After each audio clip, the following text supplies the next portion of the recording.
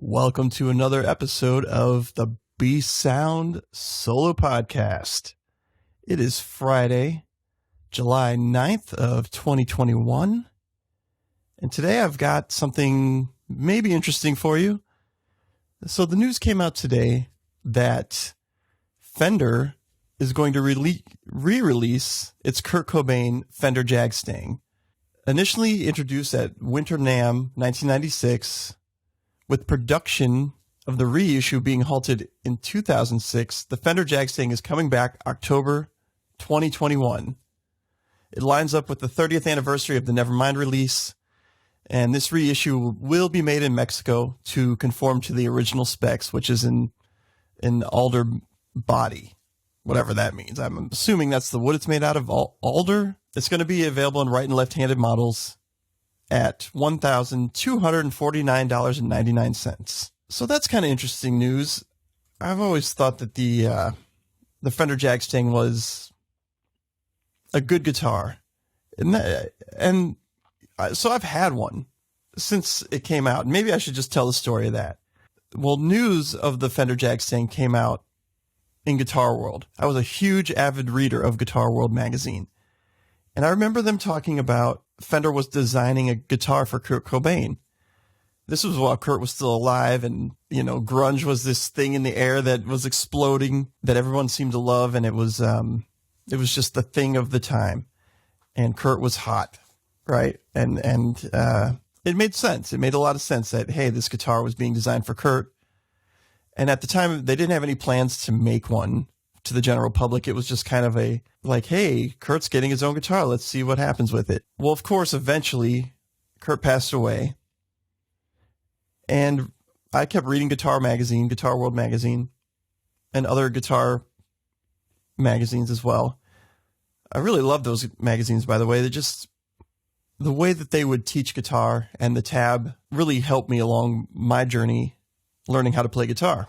Anyway, as I'd read them more and more, I saw that in what it was, maybe 95, they had announced they were going to try to put out the Kurt Cobain custom guitar that had been made. They're going to do a run of these guitars known as the Jag-Stang. And I was pretty pumped about it. I went to a local music store, which I happened to live right next to. Like, seriously, somehow my house that I was renting with my friend Dick Boots, who was known as Adam Clayton at the time, was literally right across the street from the local music store. And I'd go there every day. And the guy who worked there, his name was Tom Durso. And I would just go in every day. I'd go bug Tom a little bit, play the guitars. And I'm sure I was just an annoying kid. What was I, like 19 at the time? In 95? Yeah, 19 or 20. And I'd go in there every day and bug the crap out of Tom. And so when I saw this, I said, hey, I'm going to go bug the crap out of Tom and see if he can get one of these guitars. And he said he would work on it. I remember he was going to find out. And eventually I came in one day and he's like, hey, those guitars are going to be available for sale. If you want to pre-order now, go ahead and do so. And I'm like, well, how much is it going to be? And he's like, I think he said it was $599, maybe it was $699, but somewhere around $600. And I kind of balked at that. I was like, oh man, I don't know if I can afford that. I could barely afford the rent at the place I was at, working for Hardee's. It was a tough call, but Tom kind of convinced me on this. He was like, well, hey, you can trade in your PV Raptor. I was playing a PV Raptor at the time, which was essentially PV's version of a Fender Stratocaster. And I thought, okay, that takes like $150 off the price, if that. I'm not sure what he gave me for it. Maybe $100, because those Raptors weren't that much to begin with. I think I bought it for like $250 or something. But I had never paid like $600 for anything at that point. I didn't have a car then or anything like that. So I was like, wow, can I do this? And he was like, hey, you can make payments on this as well. It doesn't come out for like 6 months or a year or something like that. So I was like, all right, let's start that. And I remember, I don't think I put my guitar down right away, but I did start making payments. I think I paid like $25 a week or something like that. Maybe $25 a paycheck. But eventually, that was a good idea for Tom to have me do that, because, you know, the theory was if you work hard for it and you're paying off this guitar, you're going to want to play it. It's going to be something that you've earned and put a lot of work into, and you're going to want to play it. It's going to be a special thing for you. So it didn't take that much convincing because, well, I really wanted it anyway. So yeah, he let me make those payments, and every week I would come in, I'd pay a little bit, and eventually I paid it off. It was a glorious time. It felt great to finally pay it off and pick up that guitar. And wow, it was a fantastic feeling to have that guitar. It felt like the gods had smiled upon me and given me a gift of wood and strings that felt unique to me. It really spoke to me in a certain way. Not to mention the fact that I don't think anybody else in my town or in my area had this guitar. It was special ordered. No one had really even heard about it that I knew of. It wasn't like it was advertised very much or anything like that. It just so happened that I was an uber fan that picked it up, that was able to put forth some effort and get the thing I want. And it just, yeah, it felt glorious. I figured, you know what? I'm not going to baby this thing. It was meant to be played, and I'm going to play the shit out of it. So I did. I played it every day, and I'm sure it made me a better player. Eventually, at the time I was playing in a band called the Mystery Machine, and this was with my roommate at the time, Adam Clayton, known as Dick Boots now. My friend Jeremy Kinn, who I'm also playing in a band with still to this day, and then Waylon Paul, which was a guy who was playing bass.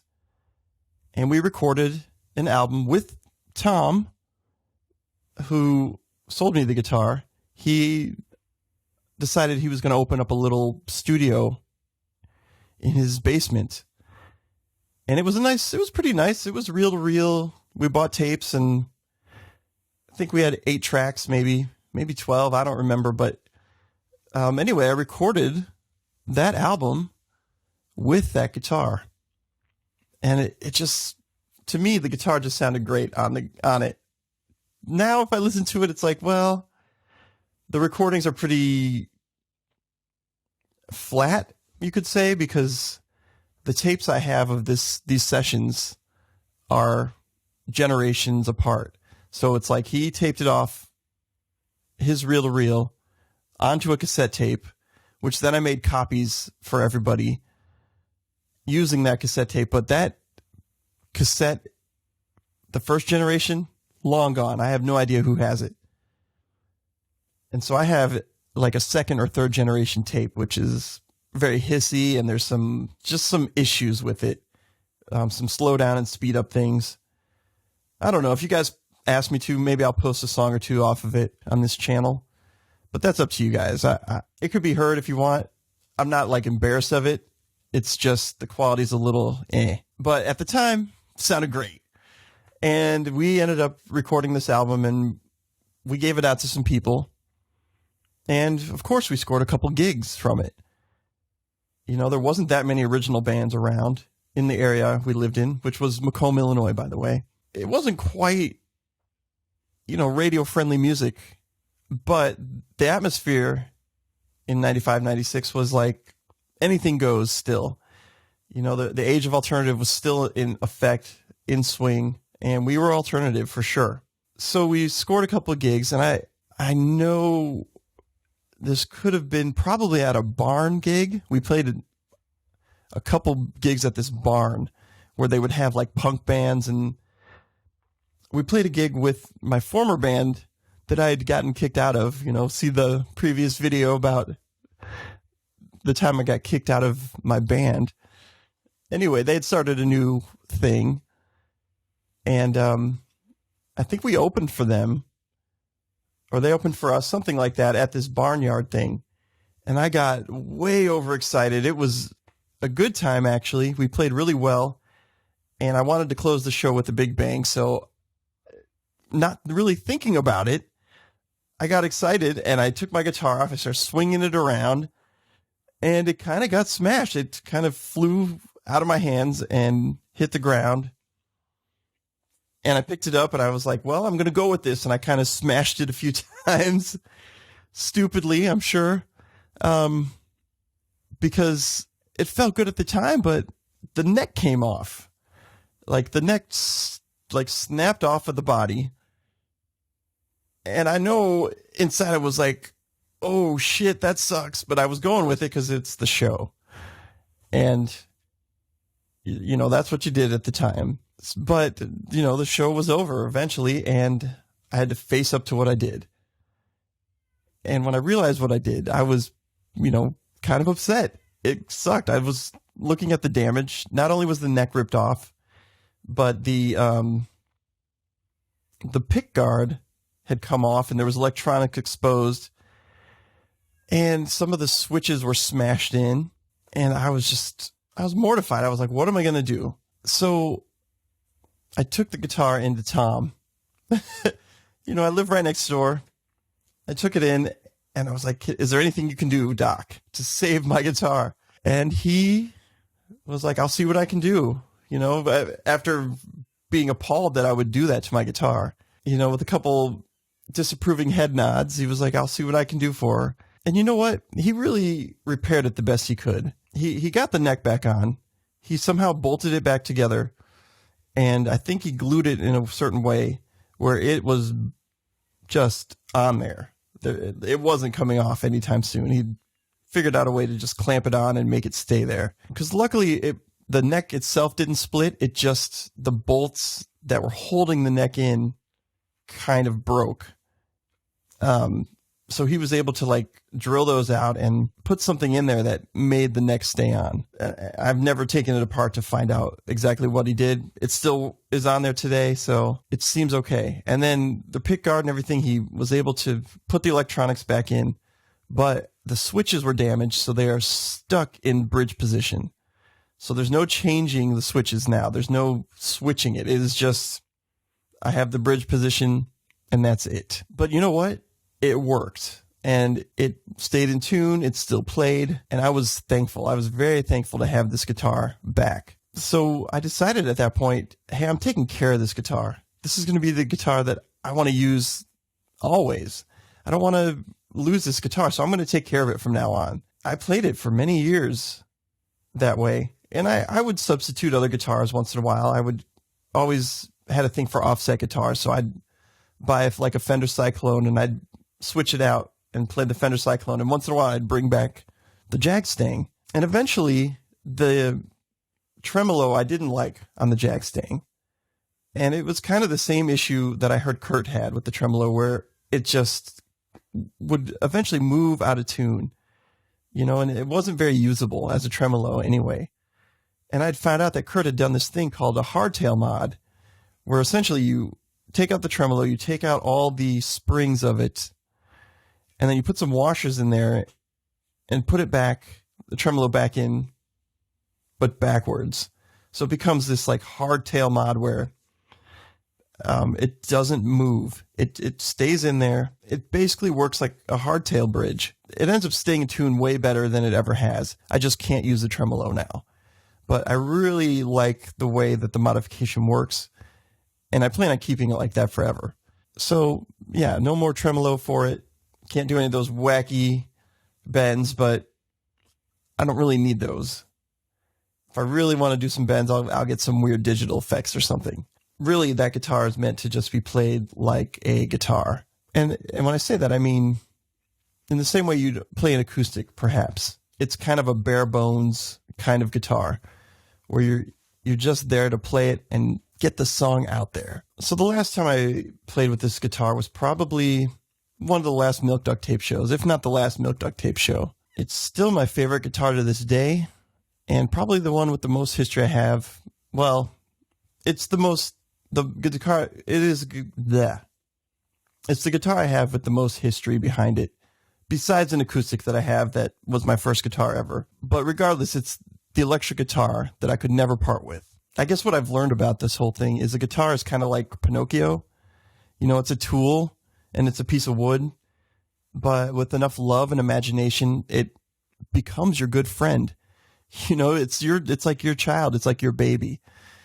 And it's something you want to grow with and stick with for a lifetime.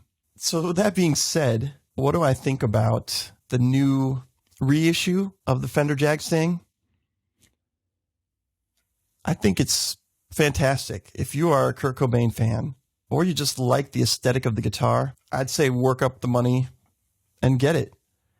And maybe you'll be getting a friend for life, just like I did. What do you think? What do you think that $1,250 is too much for a guitar?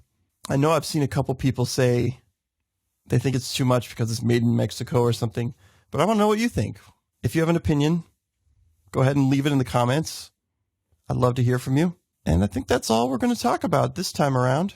New episode of the B-Sound podcast will be out on this Tuesday, just like every other Tuesday. We have a guest on. The upcoming week our guest is going to be Transcending Me, and he's a creator on TikTok and here on YouTube. It's a little different for this podcast, but I think it's something that anybody who is trying to expand their mind will enjoy. So stay tuned for that. In the meantime, like, comment, subscribe. I love you, and be sound.